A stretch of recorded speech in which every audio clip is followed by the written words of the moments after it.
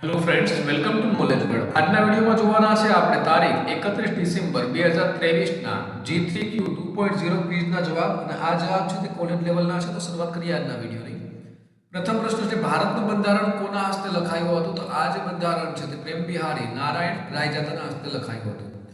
19મી Asian games 2023 માં જીન્સન જોન્સને એથ્લેટિક્સમાં કયો medal જીત્યો હતો? તો તેઓ દ્વારા બ્રોન્ઝ મેડલ છે એટલે કે કાંસ્ય ચંદ્રક છે તે જીતવામાં આવ્યો હતો.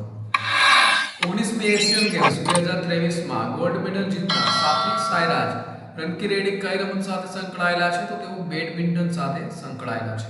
રિન્યુએબલ એનર્જી માટે 60,000 હેક્ટર વિસ્તારમાં સ્થાપિત થવા જઈ રહેલ વિશ્વનો સૌથી મોટા પ્રોજેક્ટનું ખાતમુહૂર્ત ગુજરાતમાં કયા જિલ્લામાં થયું છે? તો આ જે ખાતમુહૂર્ત છે તે કચ્છ જિલ્લામાં થયું છે.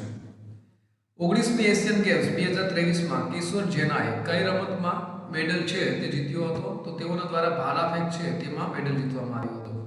19મી એશિયન ગેમ્સ 2023 માં અદિતિ અશોકે કઈ ઇવેન્ટમાં સિલ્વર મેડલ જીત્યો હતો? તો તેઓના દ્વારા ગોલ્ફ જે રમત છે તેઓમાં સિલ્વર મેડલ છે તે જીતવામાં આવ્યો હતો.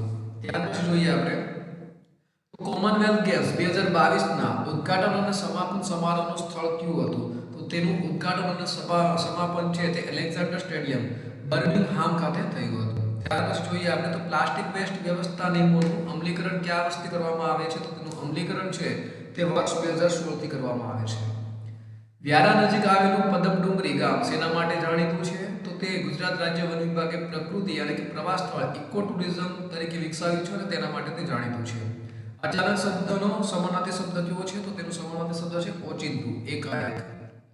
કઈ તારીખ પછી જન્મેલી છોકરીઓ ગુજરાત વહાલી દીકરી યોજના હેઠળ આર્થિક સહાય મેળવવા માટે પાત્ર છે? તો 2 ઓગસ્ટ 2019 પછી જન્મેલી દીકરીઓ છે તે આ યોજના માટે આર્થિક સહાય મેળવવા માટે પાત્ર છે. ગુજરાત સરકારના 2022-23 ના બજેટમાં શિક્ષણ અધિકાર કાયદા હેઠળ રાજ્યની ખાનગી શાળાઓમાં પ્રવેશ મેળવતા વિદ્યાર્થીઓ માટે કેટલી આર્થિક સહાયની જોગવાઈઓ કરવામાં આવી છે? તો ₹20,000 ની આર્થિક જોગવાઈઓ છે તે કરવામાં આવી છે. 2022 માં ભારતની અવકાશ agency ISRO Indian space research organisation દ્વારા પૂર્ણ થયેલ નોંધપાત્ર શૈક્ષણિક સીમાચિહ્ન શું હતું? તો ગગનયાન પરિયોજના. નેશનલ હેલ્થ પોર્ટલનો મુખ્ય ઉદ્દેશ શું છે?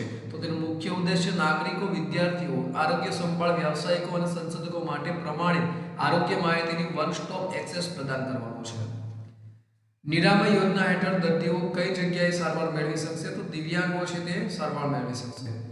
ક્યુ ઓનલાઈન પ્લેટફોર્મ રક્ત કેન્દ્રો અને રક્તની ઉપલબ્ધતા વિશે માહિતી પ્રદાન કરે છે? તો ઈ બ્લડ બેંક છે તે માહિતી પ્રદાન કરે છે. ગુજરાત સરકાર દ્વારા આંગણવાડી તેડાગરને કેટલું માનદ વેતન આપવામાં આવે છે? તો તેઓને ₹5,500 માનદ વેતન છે તે આપવામાં આવે છે. નેક્સ્ટ જોઈએ તો રાણેરી કાવ્ય સંગ્રહ કોનો છે? તો રાણેરી છે તે કવિ મણિલાલ દેસાઈનો કાવ્ય સંગ્રહ છે. જયંત પારેખ સંપાદિત એકમાત્ર મરણોત્તર કાવ્ય સંગ્રહ છે. ડોલન શૈલી કયા કવિની વિશેષતા છે? તો કવિ નાનાલાલ છે તેઓની આ વિશેષતા છે. ઊંઘનો સમાનાર્થી શબ્દ કયો છે? તો તેનો સમાનાર્થી શબ્દ છે નિંદર. કયા રસાયણના સંચયથી કિડનીમાં પથરી થાય છે? તો કેલ્શિયમ ઓક્સાલેટના સંચયથી કિડનીમાં પથરી થાય છે. પશ્ચિમ ઘાટ અને અરબી સમુદ્ર વચ્ચે આવેલો મહારાષ્ટ્રનો દમણથી ગોવા સુધીનો પ્રદેશ કયા નામે ઓળખાય છે? તો કોંકણ પ્રદેશ તરીકે તે ઓળખાય છે.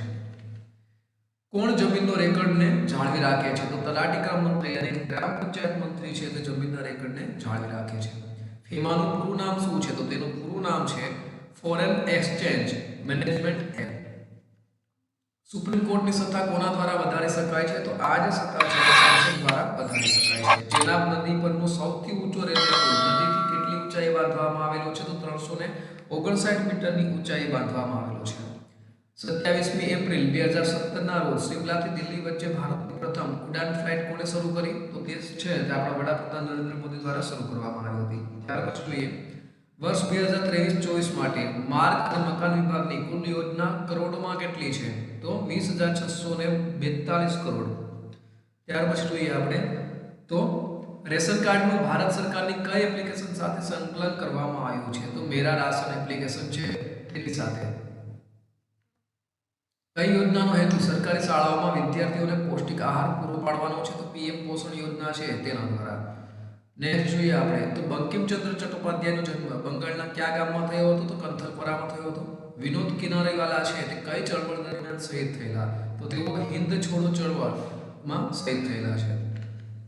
હું કાગડા કૂતરાના મોતે મરીશ પણ સ્વરાજ્ય લીધા વિના પાછું નહીં ફરવું. આ સંકલ્પ કોણે કરેલું? તો આ જ સંકલ્પ છે તે મહાત્મા ગાંધીજી દ્વારા કરવામાં આવ્યો હતો.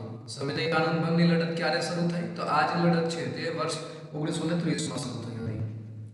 મૂક સેવક રવિશંકર મહારાજનું નિધન ક્યારે થયું હતું? તો તેઓ 1984 માં તેનું નિધન છે તે થયું હતું. ચંદ્રયાન 2 મિશનના મિશન ડિરેક્ટર કોણ હતા? તો કે શિવન છે તેઓના મિશન ડિરેક્ટર હતા. આદિત્ય L1 મિશનનો મુખ્ય ઉદ્દેશ કયો છે? તો ક્રોસ્મોસ્ફિયર અને કોરોના સૌર વાતાવરણને જોવા માટે ટ્યુન. ભારતમાં કેટલા સક્રિય ઓપરેશનલ લોન્ચ વાહનો છે? તો હાલમાં 3 છે. ગગનયાનના TVD-1 નું ક્રૂ મોડ્યુલ ક્યાં ટચ ડાઉન થયું હતું? તો બંગાળની ખાડીમાં ટચ ડાઉન થયું હતું. G20 ના ફાઇનાન્સ ટ્રેકમાં IFA નું પૂરું નામ શું છે? તો તેનું પૂરું નામ છે ઇન્ટરનેશનલ ફાઇનાન્શિયલ આર્કિટેક્ચર. ચાવડા વંશના અંતિમ શાસકનું નામ જણાવો. તો અંતિમ શાસક હતા તેના હમીરદેવ. અગ્નિ 2 કયા પ્રકારની મિસાઇલ છે? તો અગ્નિ 2 છે તે ભારતની મધ્યવર્તી અંતરની બેલેસ્ટિક મિસાઇલ છે. ઓપરેશનલ ગંગા નામના ઇવેક્યુએશન મિશનમાં કેટલી ફ્લાઇટ્સ ઓપરેટ કરવામાં આવી હતી? તો કુલ 76 ફ્લાઇટ. જુલાઈ 2023 માં સેમિકોન ઇન્ડિયાનું ઉદ્ઘાટન કોણે કર્યું હતું? તો કઈ પરિસ્થિતિ દરમિયાન અફઘાનિસ્તાનમાંથી લોકોને બહાર કાઢવા માટે વર્ષ 2021 માં ઓપરેશન દેવી શક્તિ છે તે હાથ ધરવામાં આવ્યું હતું? તો તાલિબાનને અફઘાનિસ્તાનની સરકાર પર વર્ચસ્વ મેળવવાની મંજૂરી આપતા રાષ્ટ્રપતિ અશરફ ગનીની જે સરકાર છે તેનું પતન થયું હતું અને ત્યારે ઓપરેશન દેવી શક્તિ છે તે હાથ ધરવામાં આવ્યું હતું. મુકેશની ઉંમર દીપેશની ઉંમર કરતાં 6 ગણી છે. જો બંનેની ઉંમરનો સરવાળો 35 હોય તો દીપેશની ઉંમર કેટલી થાય? દીપેશની ઉંમર થશે 5 વર્ષ અને મુકેશની ઉંમર થશે 5×6 = 30 વર્ષ. હવાના સંદર્ભમાં પાણીનો ક્રાંતિકોણ શું છે? તો તેનો ક્રાંતિકોણ છે 53 અંશ. પારસીઓનું ધાર્મિક પુસ્તક કયું છે? તો તેનું ધાર્મિક પુસ્તક છે જેડ અવેસ્તા. 15 मार्च को कौन सा अधिकार दिवस मनाया जाता है? तो ग्राहक अधिकार दिवस मनाया जाता है. पीएम विश्वकर्मा योजनाનો લાભ લેવા માટે લઘુત્તમ વય કેટલી છે? તો લઘુત્તમ વય છે 18 વર્ષ. આ સાથે આજનો વિડિયો પૂર્ણ થાય છે. બીજા અગત્યના વિડિયોની લિંક સ્ક્રીન ઉપર આપેલી છે. ચેનલમાં નવા હો તો તમે ચેનલને સબસ્ક્રાઇબ છે તે પણ કરી શકો છો. આ સાથે આજનો વિડિયો પૂર્ણ થાય છે. ફરી મળીશું બીજા નવા વિડિયોમાં. ત્યાં સુધી રજા આપશો.